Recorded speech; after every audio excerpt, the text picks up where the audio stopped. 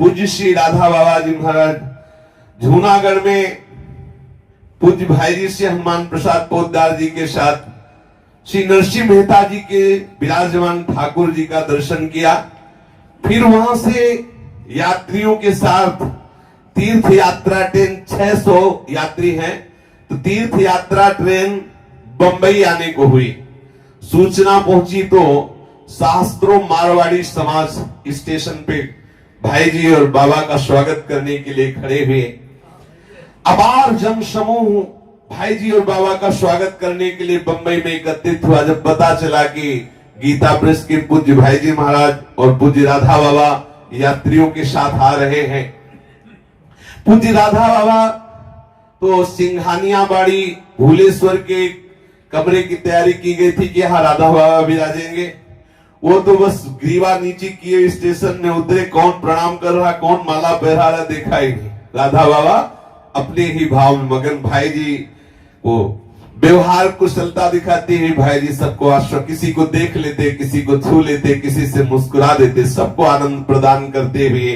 अब बाबा तो एकांत कमरे में, बाबा की ऐसी दशा निरंतर रहती कि कभी वो बाह्य दशा में आ जाए तो आ जाए, नहीं वो प्यारी जी की परिचर्या में ही अंतर में डूबे रहते थे पूज्य श्री राधा बाबा।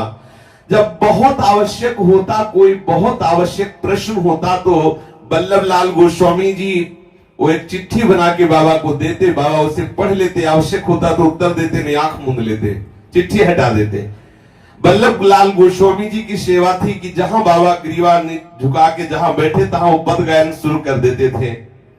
श्री पोद्दार जी महाराज अर्थात भाई जी हनुमान प्रसाद पोद्दार जी जो भी मिलने आता उनका स्वागत करते, मधुर वचन बोलते। देखो एक एकदम एकांत में डूबा हुआ है, एक व्यवहार कर रहा है, लेकिन सही पूछो तो एकांत में डूबे हुए महापुरुष को स्थिति प्रदान करने वाले यही व्यवहार में डूबे हुए महापुरुष दिखाई दे रहे। पर व्यवहार में देखने पर यही लगता था कि राधा बाबा के सेवक है भाई जी हनुमान प्रसाद पोद्दार जी। जब कोई दर्शन कर ले आता तो भाई जी ऐसे कह देते कि बाबा वो बैठे, क्योंकि बाबा सन्यासी वेश में हो, आप बिल्कुल धोती कुर्ता पहने साधारण एक गृहस्थ जैसे, और बाबा की पर और इतने बड़े महापुरुष की छू दिया तो राधा बाबा का आंतरिक सिस्टम बदल गया। अहम ब्रह्मास्त्र से श्री लाडली जी के दासत्व में परिवर्तित कर देने वाले महापुरुष श्री भाई जी महाराज। भाई जी महाराज किसी को सत्संग की बात कह के, किसी को हृदय से लगा के सबको सुख पहुंचा रहे हैं, मित्रोचित व्यवहार करके सबको आनंद प्रदान कर रहे हैं। किंतु वे अपने आंतरिक भाव में इतने डूबे रहते कि बाहर से चेष्टाएं होने पर कोई बिरला ही समझ पाता था कि आंतरिक में भी डूबे हुए हैं। श्री वल्लभ लाल गोस्वामी जी तो राधा बाबा का इशारा केवल देखते रहते थे। राधा बाबा कागज में लिखी हुई चिट्ठी देखते, अगर आवश्यक है तो बात करते, नहीं तो बैठ गए। ये भी बैठे और वल्लभ लाल गोस्वामी से कहा कि बंबई के लोग जो है आकर कोई बात पूछे इससे पहले तुम पद सुनाना शुरू कर दो। संतों की एक चतुराई होती है, सामने वाला बात करेगा कि तो अपनी बात रखेगा, हम पहले अपनी बात रख देते, उसे समय ही नहीं देते।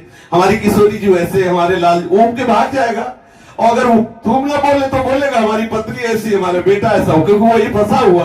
तो संत जन इसीलिए आते बैठते शुरू कर दिया, तो थोड़ी देर बाद वो कहेगा जा रहे, अच्छा हाँ जाओ जाओ भैया। बोधियंता परस्परम, भगवत चर्चा करे तो करे, उसको करने का समय न दे, उसके प्रवचन न सुने, क्योंकि वो ग्राम्य कथा, लोक कथा, संसारिक कथा करेगा, और उसको डांटो तो अच्छा नहीं है। हम अपने खुद शुरू करते हैं प्रिया प्रीतम की बात, वो सुनने का आशिक होगा तो अच्छा है, भक्ति बढ़ेगी, नहीं है तो भाग जाएगा, बैठेगा नहीं, वो समय ढूंढेगा कि आप चुप हो, आप चुप नहीं होगा। हमने देखा संतों को, जहां राधे श्याम आपका भजन ठीक चल रहा है, अच्छा हमारी प्रिया जो ऐसी जीवन का सार यही, वो बोले अब चल देगा, अच्छा हमारा चल रहा है, बोले जब मिलो तो प्रियालाल, दूसरी कोई बात ही नहीं करते। राधा बाबा ने कहा शुरू करो, कोई पद शुरू करो।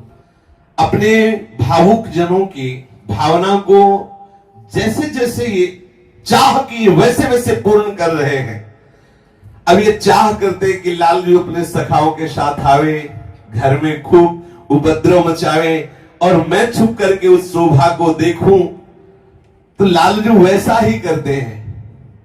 एक दिन समस्त गोपियों ने कहा कि प्रातःकालीन सुबह सुबह दर्शन में बड़ी बाधा होती है, हम लोग सुबह सुबह अगर उरहना देने के लिए चले तो इसी बहाने दर्शन हो जाया करेंगे। अन्य समय में तो जगने के बाद ये खुद आ जाते हैं, लेकिन सुबह सुबह मंगला दर्शन में बड़ी हमें जो आकांक्षा होती, विकलता होती, तो सखियों ने कहा, गोपियों ने कहा कि एक उपाय है, सुबह सुबह ही चल के यशोदा जी को उरहना देने के बहाने लाल के भी दर्शन हो जाएंगे और लालजू की चेष्टा भी देखने को मिलेगी। जब हम उरहना देंगे तो कैसे लगते हैं।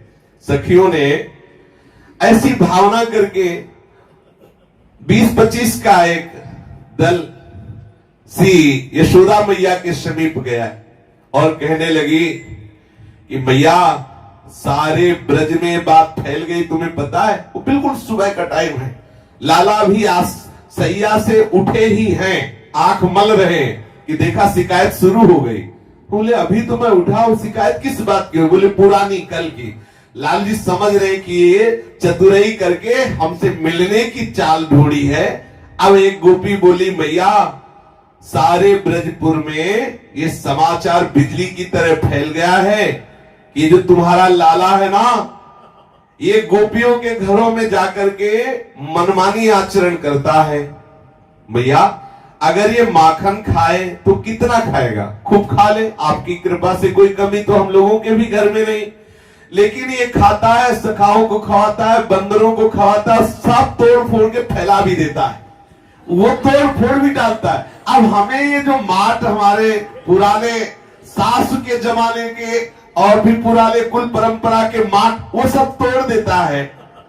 और निरे ब्रह्म मुहूर्त में हम आपको क्या बताएं, ये देखने को तो छोटा दिखाई देता है, लेकिन इसकी दृष्टि भी ठीक नहीं है।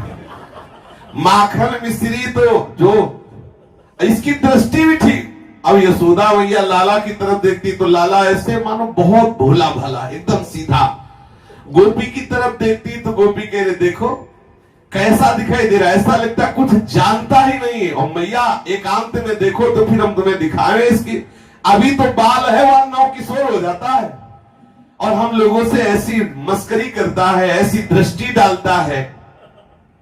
अच्छा, इतना ही नहीं करता, ये हमारे बछड़ों को भी छोड़ देता है। ये गोप शिशुओं को चुटकी काट करके ऐसे भगा करके छोड़ देता है, दौड़ दौड़ के जाते हैं सब अपनी गाय से।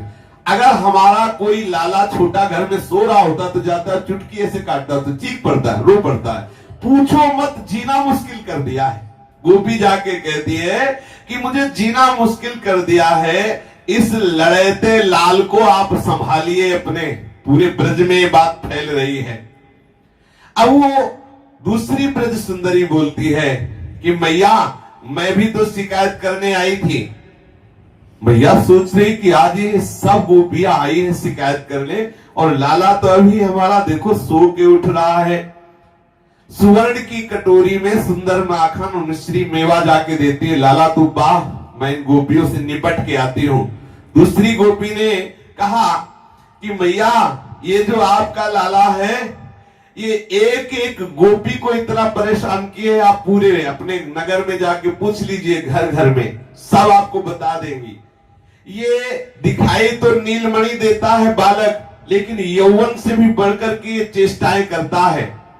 और मैं क्या कहूं, आप इतने इशारे से समझ जाइए कि मैं वही चोली वही वस्त्र पहन के आया हूं जो इसने लीला की है। आप देख लीजिए, आगे की बात समझ लीजिए। मैया तो बहुत सकुचा जाती है, सब हो क्या रहा है।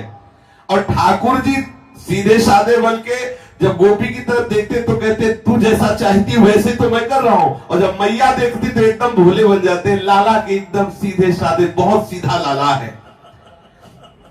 यशोदा रानी अपने नीलमणि लाला पर इतना बड़ा लांछन सुनकर के बहुत ही दुखी हो रही है। कहती है कि मेरा लाला ऐसा भी सोच सकता है? अरे मैया, ये चंचलमती तेरा पुत्र कैसी करतूते गलता है, मैं कैसे बताऊं। ये भूला भाला बना तेरे पास मेवा कुतर रहा है, पर ये कनखियों से हमारी तरफ जैसे देखता है वैसे तुम्हारी तरफ नहीं देखता। संपूर्ण ब्रज में आज गोदोहन ही नहीं होगा। क्यों? बोले गायों के थनों में दूध ही नहीं रहा तो गोदोहन कैसे होगा? कैसे? बोले ये दल के दल सखाओं के साथ पूरे ब्रजमंडल में जितने नए बछड़े सब खो ले आया है, सब गौएं अपने अपने बछड़ों को दूध पिला चुकी, तो अब दूध ही नहीं होगा। और जा करके ये बछड़ों को रस्सी से मुक्त कर देता है। और जब हम मुझसे पूछती कि ऐसा क्यों करते हो, तो बोले देखो हम बछड़ों को घास खिलाते हैं तो हमें दिखाई देता है कि बछड़े भूखे हैं, और मैं तो ये सह नहीं सकता कि मेरे बछड़े भूखे हो, क्योंकि मैं वत्सपाल हूं। इनको भरपेट दूध पिलाने के लिए फिर हमको ये चेष्टा करनी पड़ती है कि तुम लोग दूध दूह न पाओ और ये भरपेट पिए, इसलिए हमने छोड़ दिया। आप बोलो मैया जब दूध ही नहीं रहेगा तो माखन मिश्री ये सब कैसे होगा, कैसे हम ब्रजवासियों का कार्य चलेगा। तीसरी ने कहा अरे ब्रजराज रानी, तुम्हारे राज्य में अब जीना मुश्किल हो गया है। ये जो नीलमणि तुम्हारा पुत्र है, ये जितना खाए हम बैठाल के खवा देंगे, आपके सामने कहती। इसके खाने से हमें कोई परेशानी नहीं, लेकिन ये जितना उपद्रव करता है मैं तुम्हें कैसे बताऊं कि पूरे घर में ये सब तोड़ फोड़ मचा दिया है। इसके साथ सहस्त्रों तो सखा होते हैं, हजारों, और जितने बानर ब्रज के हैं वो सब जिधर ये जाता है उधर ही आ जाते हैं, और ये ब्रज के बानरों को भी खवाता है। जब देखता है कि अब कोई खाने वाला नहीं रहा तो पूरे आंगन में फैला देता है माखन। अब मैया मैं तुमसे कैसे कहूं, ये माखन की जो बर्बादी ब्रज में कर रहा है, अब आप ही समझ लीजिए कि इसको हम क्या कहें और कैसे सुधार करें। वात्सल्य मूर्ति यशोदा रानी जी जब ऐसा देखा कि गोपियां गुस्सा हो रही है और ये गाली सुनाने की आकांक्षा में है,